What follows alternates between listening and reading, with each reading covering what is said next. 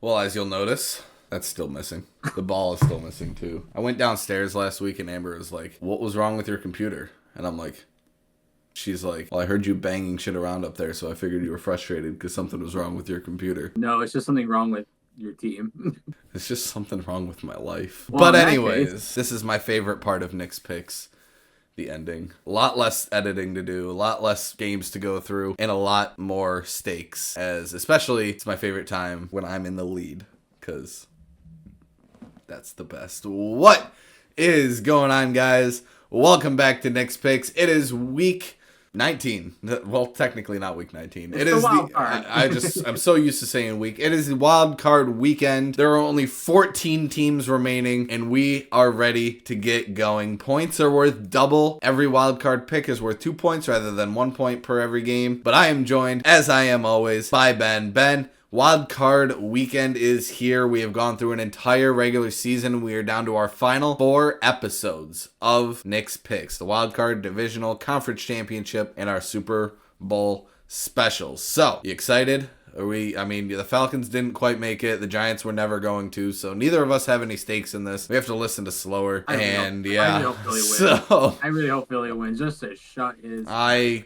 can't bring myself to say that. You know what? That's fair. But it is wildcard weekend. There was a week 18 that had a few games that had some interesting stakes to it. So let's run through those really quick. I got to at least try to make this 160 seconds so that all of the teams run through on the bottom. So I'm going to get them going now. In week 18, it started with Saturday games with 2 AFC North matchups. The Ravens going up against the Browns and then the Bengals going up against the Steelers. The Ravens just needed to win their game to win the AFC North, and they did that. So the Steelers didn't really try all that hard against the Cincinnati Bengals. I mean, maybe they did, but it really didn't matter. They lost that one 19-17. That kept the Bengals alive, at least for that moment. We go into Sunday's games. Obviously, the Giants didn't beat the Eagles. Thank God. We ended up with the third pick. I didn't want the Giants to get the first pick because, well, I did. But, like, the more I thought about it, I didn't want the Giants to get the first pick because, like, all the pressure to draft Shedeur Sanders would be there. Obviously, if they didn't, like, they'd be scrutinized. So now I just hope he just gets pick 1 or 2. Could you imagine? And then 2 years he ends up being a bust. I mean, he probably will. The Texans went on to beat the Titans. That game didn't matter at all. The Panthers went on to beat the Falcons while the Falcons were trying to win. Like it wasn't like the Falcons were not playing. I think what happened in this, as soon as it went to OT and they see the Bucks win, I want to look at that final drive but I'm pretty sure once they saw that, it was like, fuck it, just let them win. And like you said, the Falcons losing this game wins the Bucks the NFC title, but the Bucks would have won it anyway by beating the Saints in this game. The only thing I have note of this game ended 27-19. I had 27-20. How was that with you? I thought you were going to say because they fed Mike Evans the ball for 1,000 yards. Nope. That fucking sucks. The Patriots beat the Bills, but the Bills weren't really trying. They were locked in at the 2 seed. The Colts beat the Jaguars. That game didn't really matter, but it went into overtime. The Commies went on to beat the Cowboys. That locked the 6th seed for the Commies, which was actually a really good thing because they don't have to play Philly round 1. They actually have a very winnable game. Bears went on to beat the Packers. Even the Packers tried for the first quarter of this game because they knew that they could have taken the 6th seed from the Washington Commanders, but then the Packers, like 5 people got hurt, including Jordan Love. So they were like, fuck it. This game doesn't matter. We'll take the 7th seed. Let's just get to the playoffs with as minimal injuries as possible. The Seahawks beat the Rams. This game didn't matter. The Rams were already locked, although I do think this is what made the Rams fall below Tampa. Then why didn't LA try? Did they not care about 3 or 4 seed? I guess it's not that big of a difference. They might have wanted to play Minnesota, and I don't know why they would want to play Minnesota. But I don't know. I don't know. Maybe I don't know. The Jets went on to beat the Dolphins, which eliminated the Dolphins. That didn't matter anyway because the Broncos went on to beat the Chiefs 38-0, which sounds Collusion.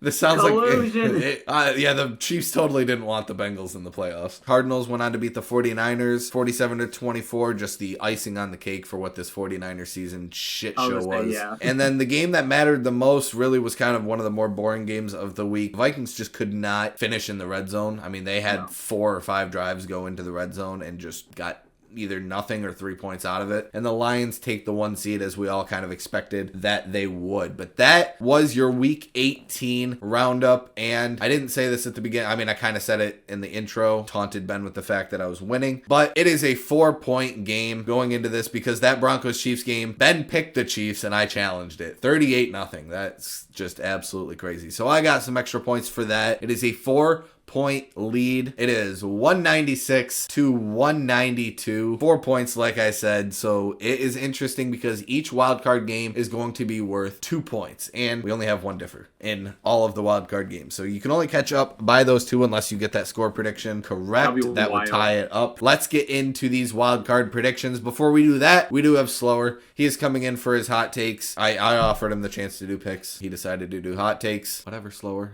I was going to give you like a 200% raise, but it is what it is. Let's get Slower in here. 200% of 0 is 0. I was going to let him pick his wild card games this week, and he's like, you know what? Nope. I want to stay a bottom bitch and give hot takes all week.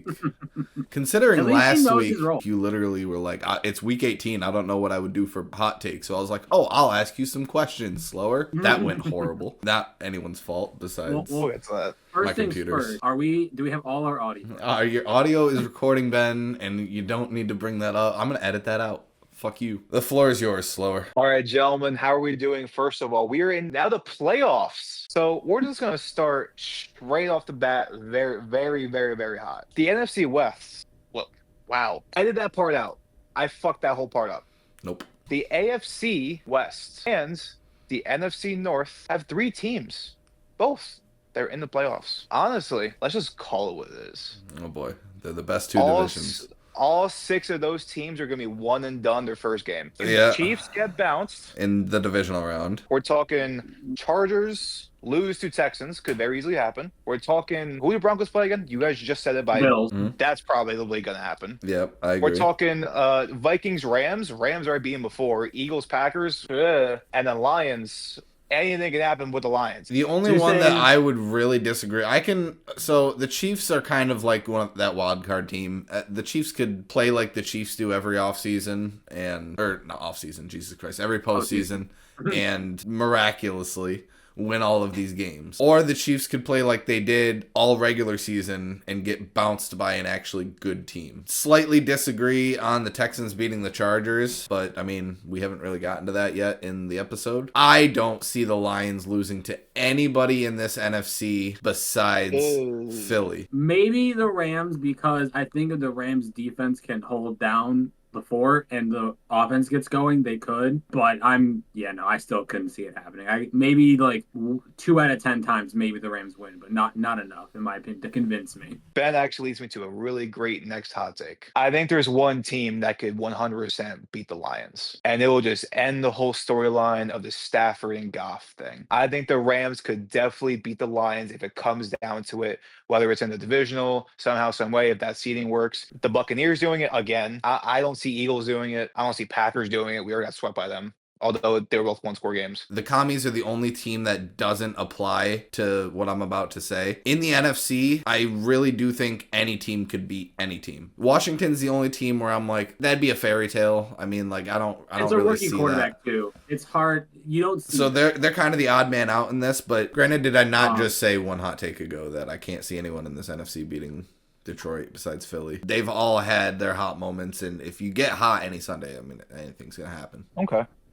This one's just gonna be a quick hot take. I still have 2 more after this. Don't worry. Is Saquon for 100+ yards? Put that on your parlay, but most definitely. I think he's going for over 100 yards Sunday. You're telling me he's not going to come out and just be in full rage mode and easily get over 100 yards? I could even fucking say 130, 140 yards, because they're probably going to want to say, hey, Jalen, you're not going to throw the ball that much. This is unfamiliar territory for Saquon. I mean, he was here once. He played the Vikings. They beat the Vikings, but I mean, he didn't do that much in that game. That was a lot of Daniel Jones The Vikings. and the Vikings. Oh, But I don't think 100 yards is too unreasonable. I mean, I think that's kind of what the minimum NFL 80. is this year. I don't know how good or bad the Packers' run defense is, but We are injured. But you Other than got that, a good old line in Philly, so I think even then I can see it. It's possible. It's plausible, I should say. I do think, in all actuality, we've had a lot of coaching fires. We just had Antonio Pierce. I think that was very unfair. Rod Mayo, we can talk about that, whatever. I think there's going to be a coach that made the playoffs this year that by next year he's going to be gone. I think I know two of them that he's going to say. One that I agree with. I think I don't know the third one. at least one. I feel like I know. Mike Tomlin, I think, is. I knew you were That going was to one say again. that, but that was not the one that I agreed with.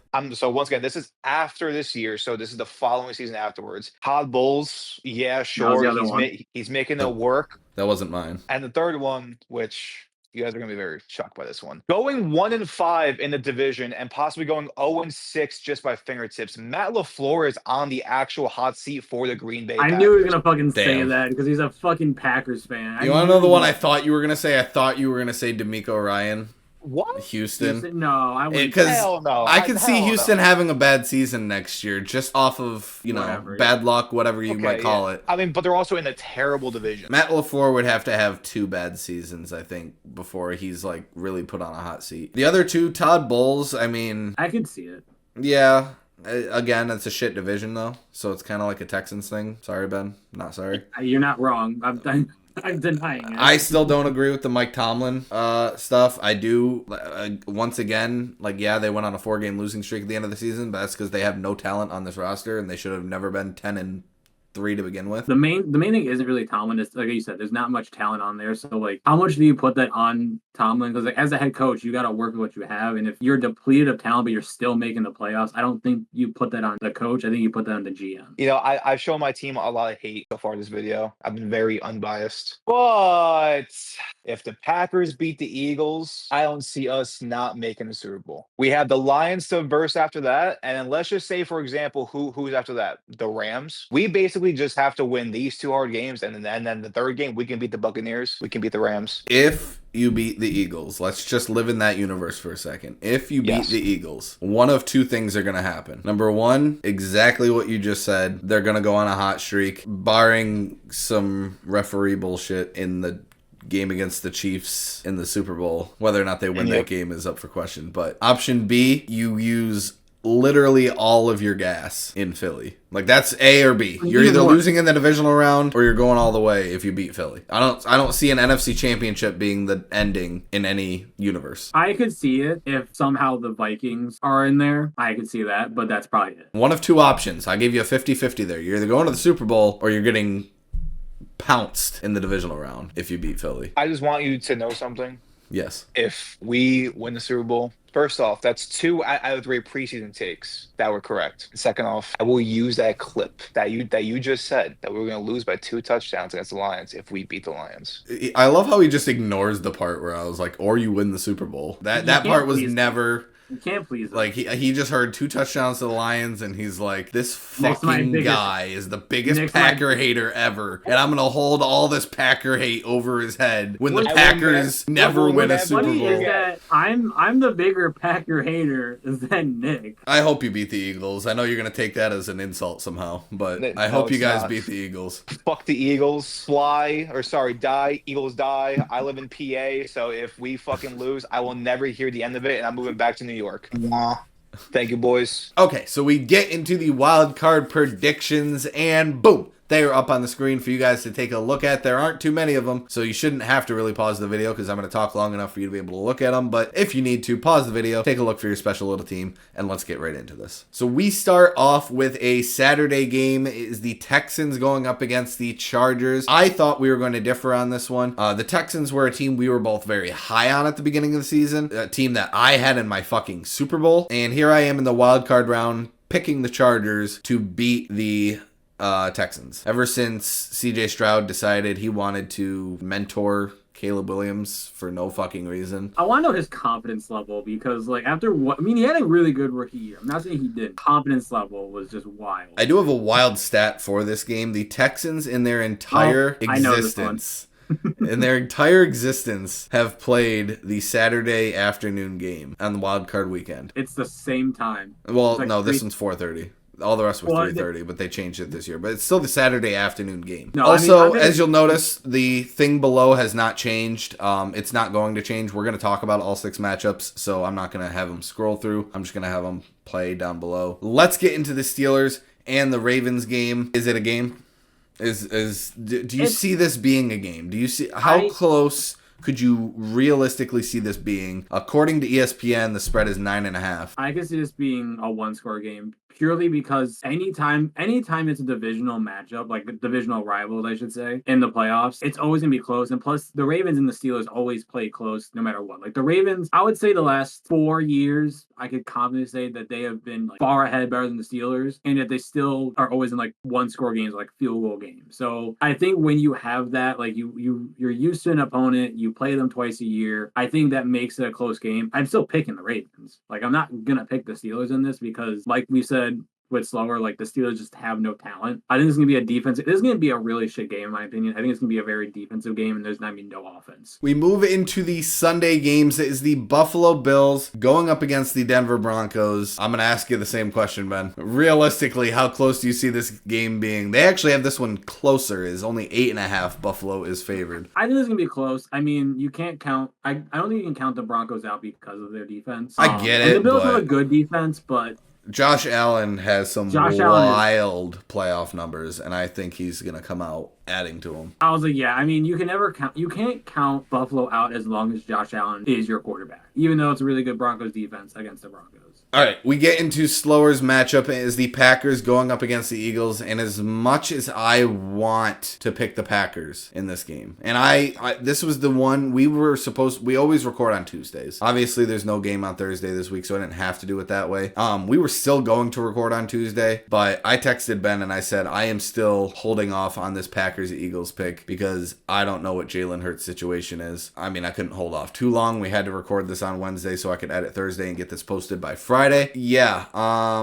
As of right now, it looks like Jalen Hurts is probably going to play. How well he's going to play is another story, but he's got a lot of talent around him to where I don't think it should affect them too bad. I'm only going with Philly because I think even when you still have like Gardner Minshew in and you're like, yeah, they still lost against the Commanders and yeah, they're playing the Giants. When your offense can still do well, like it doesn't look like it's dropping off, whether it's win or lose, I think that gives you a chance. You still got Saquon who rushed for 2,000 yards. You still got a really good offense. I think even if Jalen Hurts is even 80% of what he normally can be, I still think that gives you the edge over an injury-ridden Packers team, especially on that defense. I did kind of shit on the Commanders when we were talking with Slower, but realistically, I can see the Commanders winning this game. And Same. I was actually kind of surprised you didn't have the Commanders winning this game because of how much we talked about, or how much you talked about, it doesn't matter who wins this division anyway. They're getting trounced in the first round anyway. I was also leading that the South was going to be the 4 seed playing Minnesota. I will tell you right now, if this was flipped, like if the Bucks were playing Minnesota, I would not pick the Bucks to win that matchup. But you never see a rookie do really well in the playoffs. In my opinion, there's not a lot of talent on this Washington offense, which is why it's so surprising to me why they won 11 or 12 games this year. Eventually, that does catch up to you. The Vikings going up against the Rams, and it is our differ of the weak Ben's chance to catch up by 2 points. If challenges were available, would you feel ballsy enough of your pick to challenge this or no? 100%. Really? You do? I would feel, because again, I will say this right now. The Vikings on paper are more talented than the Rams on paper. I'm not even going to dispute that. But it's the fact that the Vikings are still traveling and they honestly didn't play well last we saw them. My rebuttal to any of that would just be, at least for the Rams side of it, I 100% agree with the fact that when the Rams on their best day could beat probably any team in this NFC, maybe even Lions included. But I haven't seen enough of that this season to expect that I'm going to see that in the postseason. And on the Vikings side of the football, they've seemed to play really well after a loss all season long. Honestly, I do think that loss to Detroit could be one of the best things that happened to San Francisco, to Minnesota, because you don't have all that pressure of being the 1 seed. You don't have that extra, a lot of times, that bye week for the 1 seed, or back when it was the 1 and 2 seed that got the bye week. Those bye weeks fucked with a lot of teams going into divisional rounds. Like, you would see a lot of those teams lose to teams that should have never been in the playoffs to begin with, like the Giants did to the Dallas and Green Bay. I think losing that game could be a blessing in disguise. I don't think the Vikings go on any sort of Super Bowl run here, but I could see the Vikings getting a playoff win or maybe even two and finding themselves in the NFC Championship game just to get beat by Detroit or Philly, depending on how those matchups go. That would be my only rebuttal to it. I think the Vikings have played very well after losses this season, and I just haven't seen enough consistency out of the Rams this season to say that, yes, when they're hot, they can beat any team, but what's to say that they're finally going to be hot now? That's fair. I mean, this is one of those where like we both agree with each other and disagree for the same reasons. And yeah, no. But that is it for wildcard weekend. It's only going to get better from here because I don't even have to go through an entire 16-team recap. I just have to recap these 6 games and then only have, 4 next week? Yeah, 4 next. Oh, my favorite time of Nick's picks. Is there anything you need to say before we head out for wildcard weekend? I am evolving from pseudo Rams fan to Rams fan because you know what? If it makes my dad happy, fuck it, why not, right? I'm rooting for Buffalo. I hope Buffalo wins this whole thing, and I will be rooting very hard for Buffalo, and I'll be very disappointed when they lose. And once Buffalo loses, just anybody but Philly, man. Anybody but Philly. Even KC, even Kansas City. I don't care. I don't hate Kansas City like the entire That's NFL fair. fan base does. I really don't. It doesn't bug me that much. We already saw it with the Patriots, and as a Giants fan, the Patriots didn't bug me. Yeah, I always won that battle. What we're hearing is Nick is saying within the next 3 years, the Giants will be like the 6 or 7 seed, and they'll go on to face the Chiefs, who are undefeated, and win another Super Bowl. That's apparently Nick's. God, I hope so. Don't forget to drop a like on the video, subscribe to the channel if you haven't already. Hit that notification bell to find out when Nick's pick drops, because with games happening on Saturdays and Sundays rather than Thursdays, my scheduling gets a little weird, and I just drop the videos whenever the fuck I feel like it. So hit that notification bell so that you get notified when these videos drop, and we will see you guys in the divisional round. Have a great one. Peace. You're going to be in Puerto Rico for the divisional round, aren't you? I'm going to be in Puerto Rico for the divisional and conference championship. You're still going to Florida when it's cold up here, so that's all I got for you, man. You gain nothing more from me. You can zoom in. I really don't care.